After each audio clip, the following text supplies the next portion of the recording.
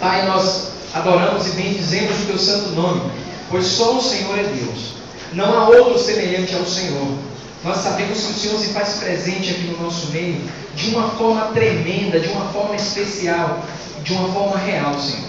É verdade que nós não sentimos a Tua presença, porque senão deixaria de ser por fé, mas sim por aquilo que nós vemos, por aquilo que nós sentimos. Mas nós cremos que o Senhor está aqui, porque a Tua palavra declara que onde estiver 2 ou 3 reunidos em Teu nome, ali o Senhor se faz presente. Então nós te agradecemos, Senhor, porque nós estamos aqui para ouvir a Tua voz. Que o Senhor venha falar conosco por meio da Tua santa e poderosa palavra, Senhor. Nós sabemos que não é através da força humana, não é através de persuasão humana que nós somos convencidos de nada, mas unicamente, exclusivamente, nós somos convencidos pelo Espírito Santo, onde o Senhor mesmo declara que Ele é que convenceria o mundo do pecado, da justiça e do juízo. Portanto, nós te pedimos, Senhor, para que o Senhor fale com cada um dos Teus amados que estão aqui nessa noite, e que, se for da Tua vontade, Senhor, que possa haver conversão, que aquele coração duro, Senhor, possa ser quebrantado pelo poder da Tua palavra. Nós confiamos no Senhor e oramos nesse precioso nome, que é o nome de Jesus. Amém e amém.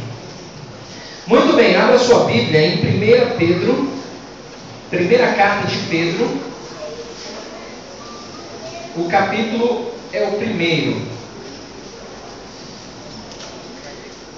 1 Pedro, capítulo 1.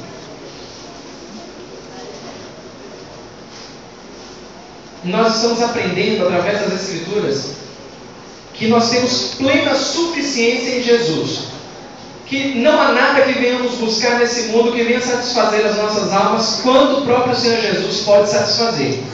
Então nós estamos aprendendo que através da palavra do Senhor nós encontramos plena suficiência no Cristo Jesus, o nosso Salvador. E nessa primeira carta de Pedro, no capítulo 1, nós vamos ler a partir do versículo 3. Porque nessa noite eu quero falar um pouco, continuar o que eu comecei na semana passada sobre herança. E quantas pessoas estão buscando uma herança que se corrompe? Quantas pessoas estão atrás de uma herança que tem um certo valor temporal? Mas a palavra do Senhor nos mostra que nós temos uma herança eterna. E é nessa herança, a respeito dessa herança e dessa suficiência em Jesus, que eu quero falar nessa noite. Sim, eu tenho aqui um lembrete, as crianças, eu não anunciei, obrigado. Saída das crianças para o culto infantil. Então todas as crianças de 1 até 10 anos, já desceram? Já desceram no automático? Não, ainda tem crianças aqui. Crianças podem descer, porque vocês agora têm um momento especial lá, um culto de adoração a Deus, mas com toda uma dinâmica voltada para as crianças. Valeu, Cid. Muito bem, então 1 Pedro, capítulo 1, versículos 3, 4 e 5. Vamos ler a palavra do Senhor. Bendito o Deus e Pai de nosso Senhor Jesus Cristo, que segundo a sua muita misericórdia, nos regenerou para uma viva esperança, mediante a ressurreição de Jesus Cristo dentre os mortos, para uma herança incorruptível, sem mácula, imarcessível, reservada nos céus para vós outros, que sois guardados pelo poder de Deus, mediante a fé, para a salvação preparada para revelar-se no último tempo. Irmãos, 3 versículos, Pedro começa essa carta, depois da saudação, ele começa essa carta orientando um povo que estava sendo perseguido, povo de Deus que estava sendo perseguido, e nós falamos isso, um pouco disso na semana passada, trazendo fortes esperanças de que aqueles que confiam, que têm a sua suficiência em Cristo, além de ser guardado pelo Senhor, tem uma herança incorruptível e outras características a respeito dessa herança. Mas o que eu quero trazer como reflexão nessa noite para os amados irmãos e para aqueles que ainda não conhecem a Jesus, é que essa herança que é apresentada nas Escrituras, ela tem um significado tremendo, que eu não tenho dúvidas, quando você sair por aquela porta essa noite, você vai ter uma visão precisa do que é essa herança do Senhor, daquilo que você pode esperar, daquilo que você tem aguardado e que você vai receber, você que entregou a sua vida a Jesus. Mas se você que está aqui nessa noite ainda não fez um voto de entregar a sua vida a Jesus, deixa eu te dizer uma coisa, e a Bíblia também vai reforçar, porque a palavra do Senhor é que deve ser autoridade na sua vida. Se você ainda não entregou a sua vida a Jesus, você não sabe o que você está perdendo. Então deixa as Escrituras falar um pouco ao seu coração nessa noite a respeito dessa herança que você tem, que você pode adquirir pelo simples ato de entregar a sua vida a Jesus. Primeiro, a respeito dessa palavra herança aqui, buscando no contexto histórico, quando Pedro escreveu para aquelas pessoas que estavam sendo perseguidas, ele queria mostrar que a herança de Deus, ela é transmitida de geração em geração através da esperança que a própria Escritura fornece a respeito de quem é Jesus e do que a herança representa na vida do crente. Porque assim, irmãos, hoje as pessoas estão buscando uma espécie de satisfação rápida, imediata, e se esquecem que essa satisfação, além de ser muito caro nessa vida, ela vai passar. Mas a herança que o Senhor Deus oferece na palavra dele para aqueles que buscam, para aqueles que perseveram, é uma herança especial e tem toda uma característica que eu quero mostrar para você nessa noite. Por exemplo, no versículo 3, por exemplo, o meio pelo qual os crentes ganham a membresia na família de Cristo é nos mostrado, é nos apresentado aqui no versículo 3. Leia de novo comigo, acompanhe na sua Bíblia. Bendito o Deus e Pai de nosso Senhor Jesus Cristo, que segundo a sua muita misericórdia fez o quê? Nos gerou de novo. Isso aqui significa novo nascimento transformador. Guarde isso, porque lá na frente, quando nós formos para a carta de João, você vai perceber que João está muito preocupado com a ideia de que todo mundo, tanto naquele tempo quanto nos dias de hoje, acham que são filhos de Deus. A Bíblia apresenta que para receber toda a herança do Senhor e que para ter toda a suficiência em Jesus, é necessário um novo nascimento transformador. A palavra que nos regenerou para uma viva esperança significa que todo aquele que conhece a Deus, ele nasceu de novo. Aí sim, ele vai fazer parte dessa herança. Só para você ter uma ideia, volte um pouco, fique com o dedo aí em Pedro, na carta de Pedro, e volte lá para os evangelhos, o evangelho de João. O evangelho de João, ele por ser dos 3 outros evangelhos escritos, por ser o último nessa ordem, não está aí por acaso. Ele foi o último a ser escrito, juntamente com as cartas, 1ª, 2ª, 3ª João e o Apocalipse. Porque João, por ser o mais novo, Deus concedeu-lhe a graça de fechar o cânon, fechar as escrituras. E ele encerra justamente com o Evangelho, com as 3 cartas e com o Apocalipse. Então você volta para o Evangelho de João, no capítulo 3, e a Bíblia, muitos conhecem a história daquele homem chamado Nicodemos, homem em que a própria Escritura apresenta como conhecedor da lei. Só que numa certa noite, aquele homem meio curioso, ele já tinha ouvido a respeito dos ensinos do Senhor Jesus. Então, a partir do versículo 1, a Bíblia diz assim, João 3, a partir do versículo 1. Havia entre os fariseus um homem chamado Nicodemos, um dos principais dos judeus. Eu quero parar nesse ponto aqui, para você ter uma ideia. Quando a Bíblia apresenta um dos principais dos judeus, não era qualquer judeu não. Todo judeu é educado desde pequeno a ter uma ideia de que existe um único Deus e o seu profeta como Salvador. Mas este homem aqui, ele tinha um conhecimento muito além do básico que uma família judaica recebia. Este homem era um dos principais dos judeus, ou seja, ele conhecia profundamente as Escrituras.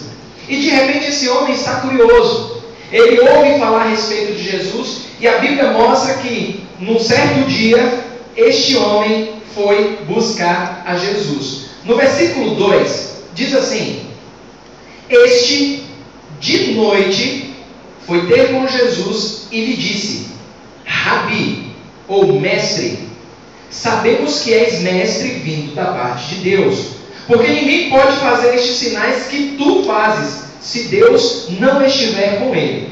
Imagine que agora, para a cabeça deste homem, que era conhecedor das Escrituras, um certo homem chamado Jesus mexe com todo o conhecimento dele. Você faz sinais, e ninguém pode fazer isso se não for mandado por Deus. Imagine a confusão na cabeça daquele mestre da época. Irmãos, percebam que Jesus ele dá uma resposta, não é ofensiva, não é defensiva, mas Jesus, com toda a sabedoria, lança uma resposta, porque agora Jesus quer conquistar aquele homem para o seu reino. E aquele homem, como muitos dos dias de hoje, tem a nítida ideia de que todos são filhos de Deus, como aquele homem tinha, e não é verdade. Então Jesus, que não pode mentir porque é o próprio Deus encarnado, então ele capta a atenção daquele homem, porque ele quer mostrar para aquele homem que Jesus é suficiente e que aquele homem pode ter uma herança com todas aquelas qualidades que foram apresentadas aqui. No versículo 3, a Bíblia diz assim, a isto respondeu Jesus: em verdade te digo, que se alguém não nascer de novo, não pode ver o reino de Deus. Agora pare e pense comigo. Nicodemos fez alguma pergunta para Jesus? Fez alguma pergunta? Não. Simplesmente por ser conhecedor da lei, ele afirma, você é mestre. E não é qualquer mestre não. É um mestre que vem da parte de Deus. Porque você tem uma credencial que denuncia que você não é qualquer um. E eu, como mestre da lei, isso me chamou a atenção. Você faz sinais. E ninguém pode fazer isso se não vir de Deus. Ele dá uma afirmação segura a respeito de Jesus. Só que Jesus não se envaidece. Jesus não diz, olha, você está certo. Jesus então lança uma afirmação. Já que Nicodemos veio com uma afirmação, Jesus, com toda a sabedoria, vai com outra afirmação. Agora eu vou mexer com a cabeça desse sábio. Em verdade te digo que se alguém não nascer de novo, não pode ver o reino de Deus. Percebam que agora isso trouxe confusão na vida daquele homem. Porque aquele homem esquece todo o elogio e talvez toda a bajulação que ele tinha a respeito de Jesus, e ele agora vai entrar naquilo que Jesus se propôs a fazer. E que Jesus continua fazendo nos dias de hoje através da palavra dele. Olha agora, Nicodemos então pergunta, versículo 4. Perguntou-lhe Nicodemos: como pode um homem nascer sendo velho? Pode porventura voltar ao ventre materno e nascer segunda vez? Percebam então que Jesus conquistou ele. Irmãos, hoje não é diferente. Hoje o homem, e homens e mulheres, tentam forçar as pessoas a aceitarem Jesus, tentam convencer as pessoas a aceitarem Jesus de uma forma nada convencional, nada bíblica. Porque não, você tem que aceitar, porque é assim que funciona. Percebam que Jesus, com a simples afirmação categórica, ele desperta a curiosidade daquele homem. Não é através do poder do homem que ninguém se salva, que alguém se salve. É através do poder do Espírito Santo de Deus. E Jesus, sendo o próprio Filho de Deus, nos mostra que os meios para convencer ou converter alguém é através do recurso que Deus nos tem dado, que é a própria palavra de Deus. Jesus usa a palavra de Deus. Ninguém pode nascer de novo. Aliás, ninguém pode ver o reino de Deus se não nascer de novo. Jesus não vem com nenhuma bagagem, nenhuma formação teológica, nenhuma bomba para cima daquele doutor da lei. Mas o que aquele doutor da lei não sabia era que algumas revelações a respeito de ser ou não ser filho de Deus estavam por vir. E como consequência, a herança que Pedro, naquela carta, escreveu para aquelas pessoas que estavam sendo perseguidas. Então, ele diz assim, como é que pode nascer de novo? Como é que pode um homem, sendo velho, voltar para o ventre materno e nascer uma segunda vez? Então, Jesus diz assim no versículo 5, em verdade te digo, quem não nascer da água e do Espírito, não pode entrar no reino de Deus. Possivelmente, aquele homem já tinha sido batizado. A Bíblia não mostra isso de maneira clara, mas por ser um doutor da lei, isso mostra que ele tinha uma certa idade, e que para ele exercer para ele ter esse adjetivo, essa característica de doutor da lei, ele tinha passado por certos rigores que o próprio sistema de rabinos eles impunham na vida daquelas pessoas. Então o que acontece? Aquele homem achava que tinha todo o conhecimento. E de repente Jesus diz, olha, tem que nascer da água e do Espírito. E aí ele diz assim, olha, ele continua dizendo, versículo 6. O que é nascido da carne é o quê? É carne. Mas o que é nascido do Espírito é? Espírito. Imagine a confusão agora. Aquele homem é nascido da carne, mas o que significa ser nascido do Espírito? Então Jesus diz, não fique admirado, versículo 7. Não fique admirado de eu te dizer, importa-vos nascer de novo. Irmão, sabe o que é isso aqui, para clarear a sua mente? Jesus está dizendo para aquele homem, doutor da lei, que todo o conhecimento que ele tinha da lei, se não tiver um novo nascimento, pouco importa. Porque o que é nascido da carne é carne. Pode ter o conhecimento que for, não vai herdar nada do Senhor. Nenhuma promessa, nada que o Senhor promete nas Escrituras. Porque o que é nascido da carne é carne, mas o que é nascido do Espírito é Espírito. E Pedro, naquela carta que nós lemos no trecho daquela carta, Pedro disse para aqueles irmãos crentes, vocês foram regenerados, vocês nasceram de novo. Coisa que esse doutor da lei não entendia muito bem. E Jesus ele usa a ilustração dizendo assim, versículo 8. O vento sopra onde quer, ouve a sua voz, mas não sabes de onde vem nem para onde vai. Assim é todo o que é nascido do Espírito. Mais um ponto que eu quero parar aqui. Aquele homem perguntou como era que se nascia de novo? Ele perguntou como é que nasce de novo? Ou aquele homem mostrou uma dúvida assim, peraí, Senhor, como é que pode isso nascer de novo? Eu vou voltar para o ventre da minha mãe? Ele ficou confuso. Então Jesus diz que o que é nascido do Espírito é semelhante ao vento que sopra onde quer, você ouve a sua voz, mas não sabe de onde ele vem, nem para onde vai. Versículo 9. Então lhe perguntou Nicodemos, como pode suceder isso? E a minha versão diz assim, acudiu Jesus. Não sei como é que está aí na sua versão. Essa palavra aqui, acudir, não está aqui por acaso não, viu?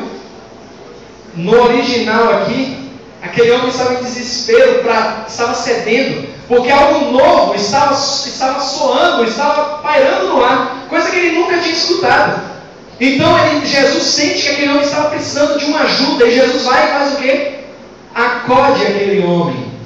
E a Bíblia diz assim, no versículo 10, olha só o que Jesus diz. Você é mestre em Israel e não compreende essas coisas? E aí no versículo 11, em verdade te digo, que nós dizemos o que sabemos e testificamos o que temos visto, contudo não aceitais o nosso testemunho.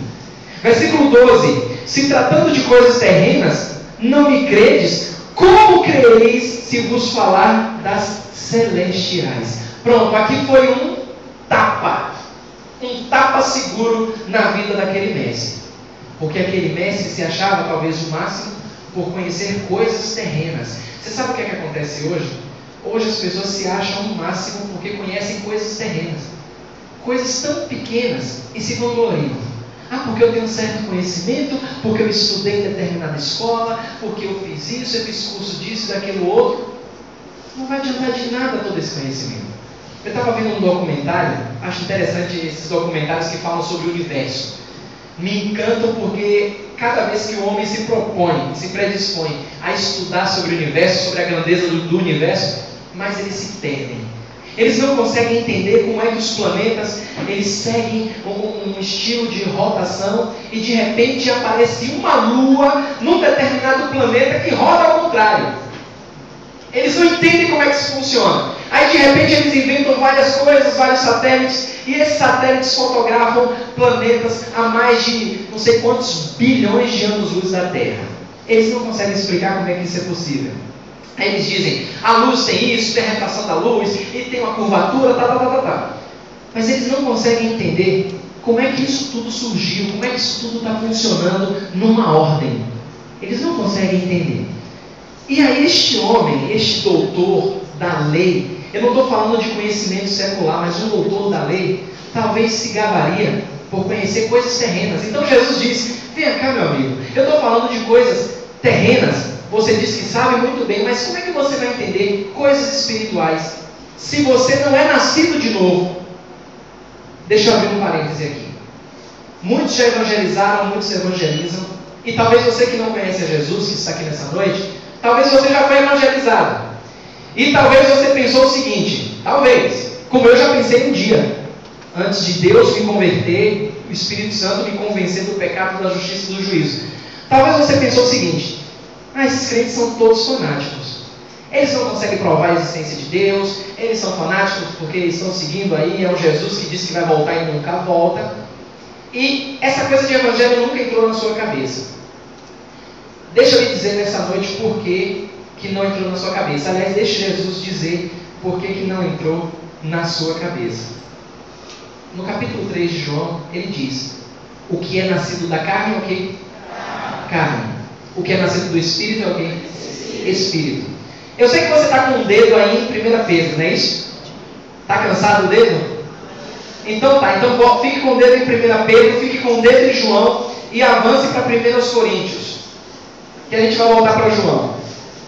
Avance para 1 Coríntios, capítulo 2. E aí talvez você vai, nessa noite, entender por que você não entende as coisas de Deus. E aqueles que entendem, por que entendem. 1 Coríntios, capítulo 2.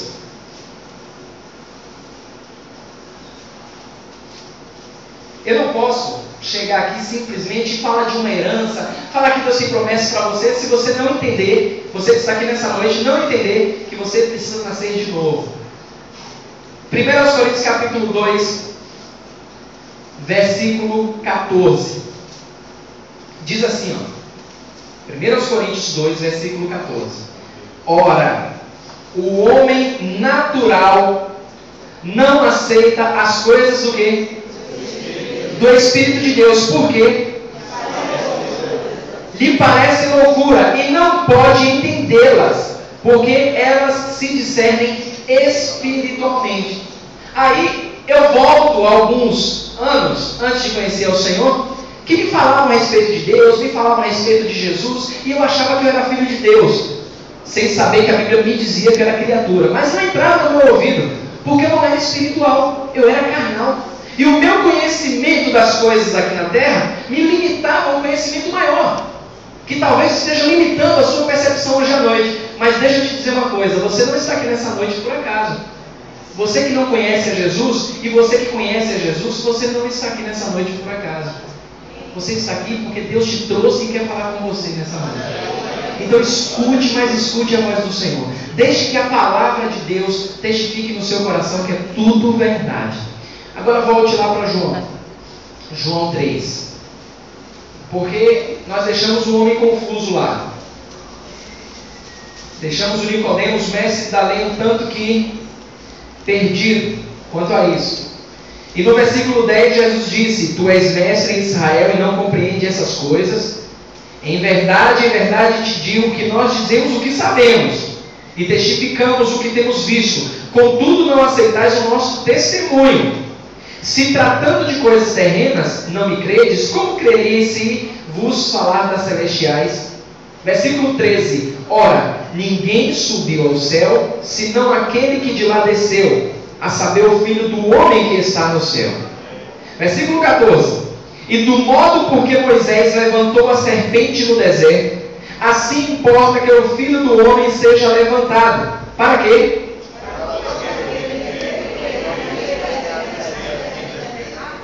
Jesus agora vai no ponto teológico. Jesus estava falando de coisas espirituais, então agora vamos num ponto teológico. Nicodemos conhece muito bem essa história, e você também conhece muito bem essa história.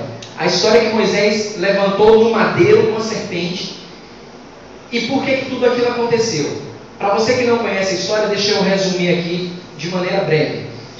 O povo de Deus saiu, tinha sido libertado das mãos de Faraó, do Egito, e de repente Deus disse: eu vou conduzir o povo no deserto, mas não vai faltar nada para o povo. De dia, porque é muito quente o deserto, eu serei com o povo numa coluna de fogo. De noite, porque no deserto é muito frio, eu serei para com o povo. Inverti? Estava testando você. Muito bem, então vocês conhecem a história. Durante o dia no deserto é muito quente, então é uma nuvem que protege o povo. À noite, por ser muito frio no deserto, então Deus acompanhava o povo numa coluna de fogo. E como se não bastasse, e como Deus é tão misericordioso, Deus disse: e para que vocês não tenham fome no deserto, uma rocha vai dar água, o maná eu vou mandar do céu, e vocês serão alimentados até chegar na terra prometida. O que aconteceu? O povo duro resolveu murmurar a respeito do Senhor. E o povo começou a dizer: olha, não aguento mais esse deserto. Por que você nos tirou do Egito para estarmos aqui no deserto? É para morrer? Olha só, Deus tem mandado esse maná, essa coisa vinda do céu. E Deus então diz: o povo está reclamando do maná que tem gosto de pão de mel. O povo está reclamando? Tá certo, o povo está querendo comer carne? Então eu vou mandar codorna para o povo comer. E foi uma enxurrada, uma nuvem, um bando de codornas que o povo comeu, e a Bíblia diz que saía pelo nariz as codornas. E muitas coisas aconteceram no deserto. O povo começou a adoecer, começou a passar mal. Deus enviou serpentes, o povo começou a ser picado. Alguém disse que o povo começou a ser picado por serpentes. Mas o povo começou a adoecer no deserto. Começou a passar necessidades no deserto. Então o que é que Deus orientou Moisés a fazer? Olha, levanta no madeiro uma serpente, para que todo o povo, quando olhar para a serpente, o povo seja curado. E aí você diz assim: mas por que levantou uma serpente? Qual a ideia disso? Deus ele faz como ele quer. A ideia que ele traz aqui para Nicodemos é que, assim como a serpente naquele tempo foi levantada no madeiro como símbolo para a cura, o Filho do Homem seria levantado no madeiro para que todo aquele doente, que o homem já nasce doente e morto, olhasse para o madeiro, olhasse para Jesus, fosse o quê? Curado. Jesus entra num conceito teológico aqui para Nicodemos. Você sabe disso. E o Filho do Homem agora está falando com o Nicodemos a esse respeito. E aí você conhece o versículo 16 de cor e salteado. Porque Deus fez o quê?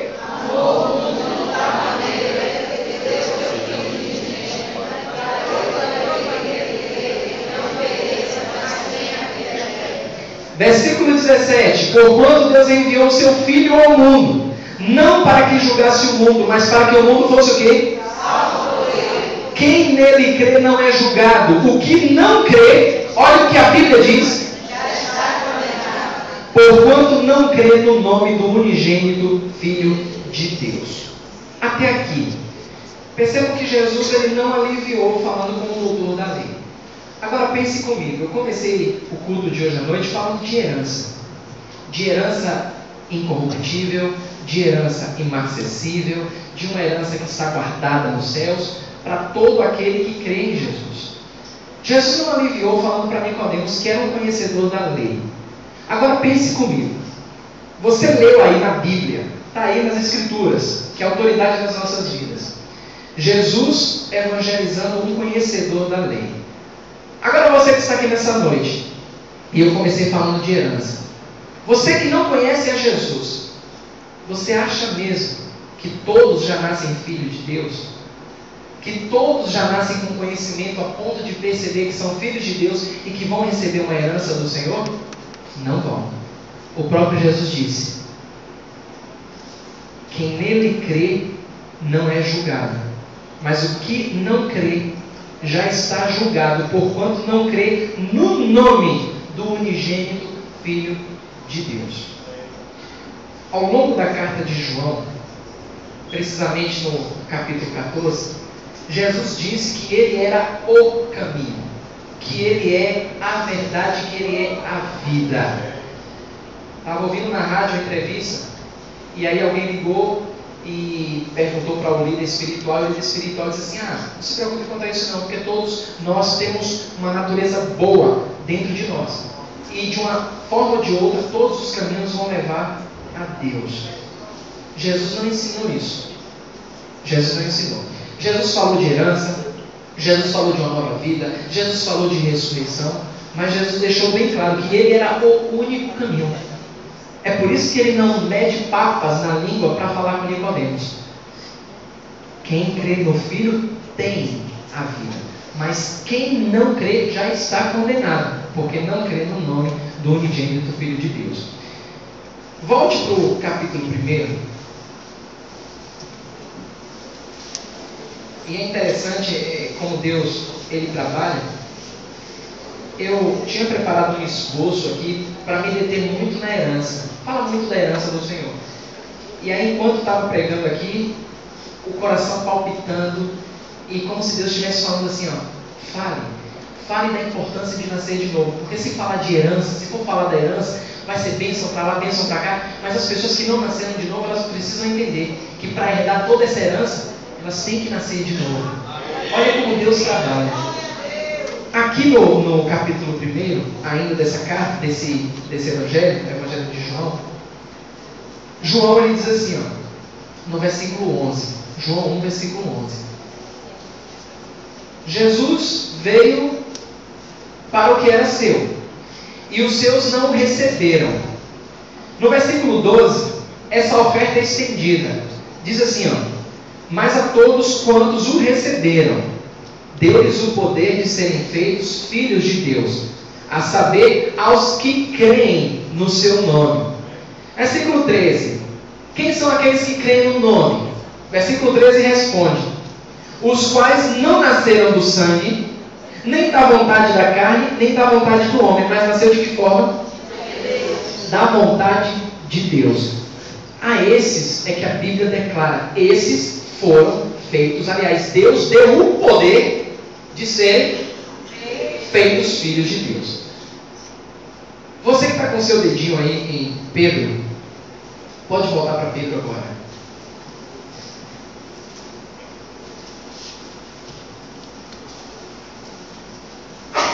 Essa herança que Pedro fala aqui, essa herança sem mácula, incorruptível, imacessível, não é para todos. É para aqueles que creem no nome do Senhor. É para aqueles que entregam a vida a Jesus.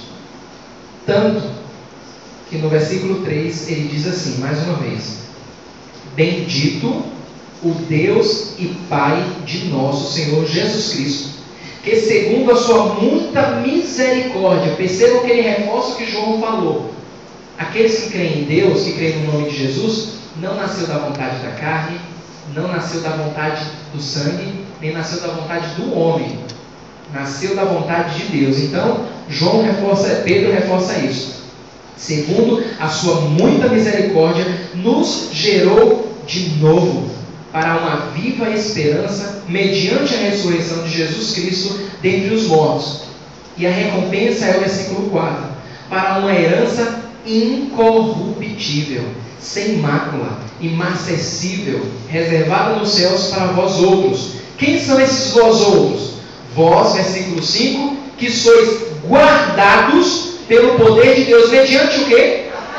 A fé, para a salvação preparada para revelar-se no último dia.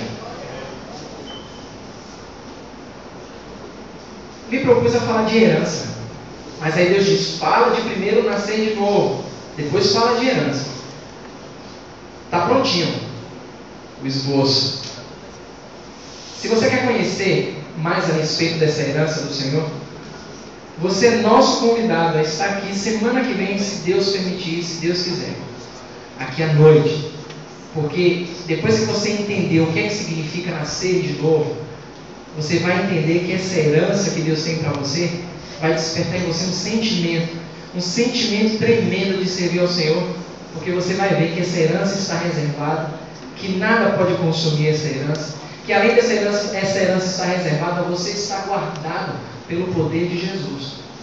Mas e se a semana que vem não chegar para você que não conhece Jesus? Porque, por exemplo, se a semana que vem não chegar para mim, eu conheço a Jesus. Paulo disse que o viver na terra é Cristo, o morrer é lucro. Então, se a semana que vem não chegar para mim, vou estar com o Senhor Jesus. Vai ser tremendo para mim, vai ser tremendo para você que conhece ao Senhor. Mas e você que não conhece a Jesus, que está aqui? Depois de todo o conhecimento que foi passado para você, a Bíblia diz que aquele a quem muito é dado, muito será cobrado, muito será requerido. Eu não incentivo você a pagar para ver. E antes que você saia por aquela porta dizendo, vixe, o pastor está jogando praga, o pastor quer segurar. Não estou fazendo isso não, eu estou usando a mesma e tendo a mesma preocupação que Jesus teve quando esteve aqui na terra. A mesma preocupação que os apóstolos tiveram quando estiveram aqui na terra. Eu me preocupo com sua vida, porque a minha já está garantida, porque eu entreguei a minha vida a Jesus. Eu confiei a minha vida a Jesus. Você que conhece a Jesus e está aqui nessa noite, a sua vida já está garantida. Mas e você que não conhece a Deus? Que só ouvia falar a respeito de Deus, que ainda não entregou sua vida a Jesus? E se amanhã não chegar para você? Vai ser muito tarde. Então eu não estou fazendo nenhum drama, não quero que você sinta-se pressionado, até porque eu não tenho esse poder. A Bíblia me diz isso, que eu não tenho esse poder. Jesus disse, eu vou ao Pai, e quando eu for, eu vos enviarei outro Consolador. Este mesmo Consolador convencerá o mundo. Foi o mesmo Consolador que me convenceu. Não foi palavra de homens, mas foi o Espírito Santo que me convenceu e convenceu a muitos que estão aqui nessa noite. Mas como ter essa convicção de que o Espírito Santo está falando com você? Se nessa noite a palavra de Deus, a palavra, causou um impacto na sua vida, e você entendia e achava que era filho de Deus, mas Jesus mostrou que você precisa crer no nome dele, que você precisa entregar a sua vida a Jesus, precisa receber a Jesus, não saia por aquela porta sem fazer essa entrega. Não saia. Você tem acompanhado nos noticiários quantos jovens as suas vidas têm sido ceifadas, quantas pessoas na flor da idade têm sido levadas. Mas não saia, Deus está lhe dando uma oportunidade. Eu quero guiar você nessa noite em oração, porque algumas pessoas não entendem como é que entrega a vida a Jesus. O que eu preciso fazer para entregar minha vida ao Senhor Jesus? Então você que está aqui nessa noite, se a palavra de Deus, se ela falou ao seu coração, se você está sentindo um queimar no seu coração de Deus, eu vou te guiar agora em oração, e você vai entregar sua vida a Jesus. Então feche seus olhos, e aí onde você está, ore, é você e Deus, não precisa falar, Deus lhe conhece os seus pensamentos, mas você vai ser guiado agora em oração. Faça assim: Senhor Deus, entrego a minha vida, todo o meu ser, aos teus cuidados. Eu entendia e achava que por ser um Deus amoroso, o que de fato tu és, eu achava que eu era teu filho ou tua filha. Mas o Senhor falou comigo nessa noite, e o Senhor me mostrou de maneira clara na tua palavra, que para que eu me torne teu filho ou tua filha, para que eu venha ser participante de toda a herança que o Senhor promete aos seus filhos, eu preciso entregar a minha vida ao Senhor Jesus.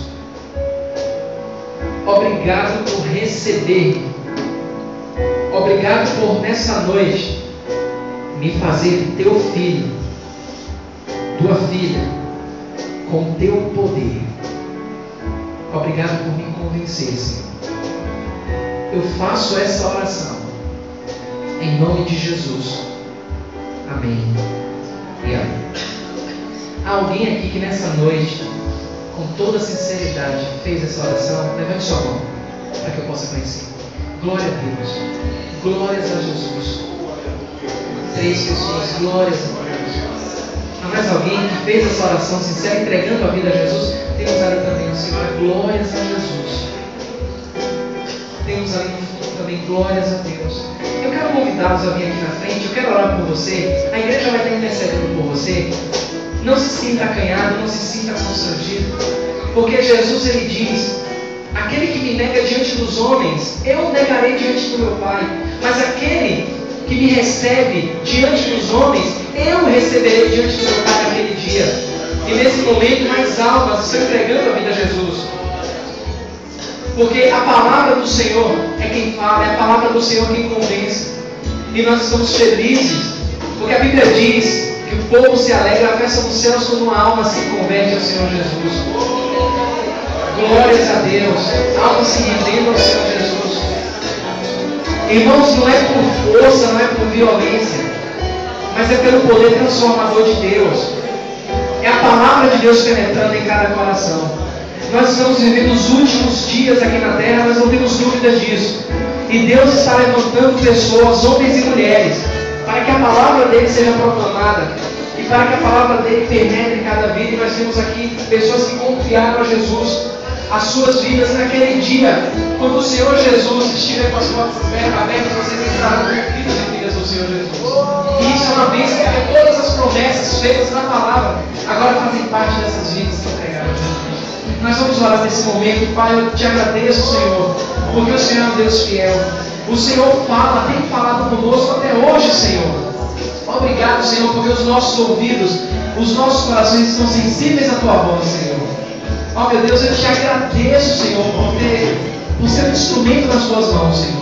Agradeço porque o Teu povo está aqui sendo instrumento nas Tuas mãos, orando ao Senhor, para que o Teu Espírito Santo tenha liberdade para agir, Senhor. E nós estamos alegres, Senhor, porque essas almas, essas vidas entregaram os seus cuidados ao Senhor. E nós sabemos que o Senhor agora, Senhor, se torna Pai dessas pessoas. E essas pessoas agora são Teus filhos, porque eram criaturas, Senhor. O Senhor está à porta da igreja, o Senhor está voltando para buscar o Teu povo. E essas pessoas agora, com certeza, no dia que a trombeta tocar, Senhor, que o Senhor vier dos altos céus, essas pessoas que estarão contigo na glória eterna. Obrigado, Senhor Jesus, por Tua fidelidade, por falar conosco, Senhor. Nós não somos merecedores de tamanha graça, mas o Senhor é quem tem feito maravilhas no meio do Teu povo. Nós oramos a Ti no nome precioso de Jesus. Amém e amém, Senhor. No final, eu gostaria que o nosso irmão Railton, ele está ali, ele vai conversar com vocês, para auxiliá-los na nova caminhada cristã. Que o Senhor Jesus abençoe a vida de vocês. Que o Senhor Jesus fortaleça cada vez mais vocês.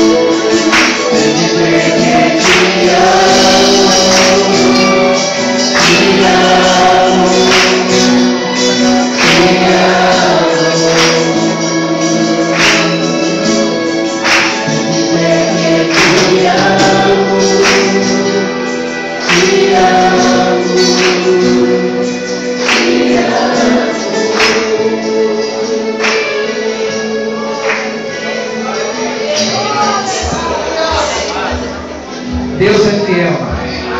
Deus continua falando. Deus continua derramando da graça dele. Não desista. O mundo ele vai fazer de tudo para que você desista. Se mantenha firme. É viva a esperança que nós temos no Senhor. Se mantenha de pé. Se mantenha firme no Senhor Jesus. Dê um forte abraço ao seu irmão. Dê um forte abraço àquele que nos visita nessa noite.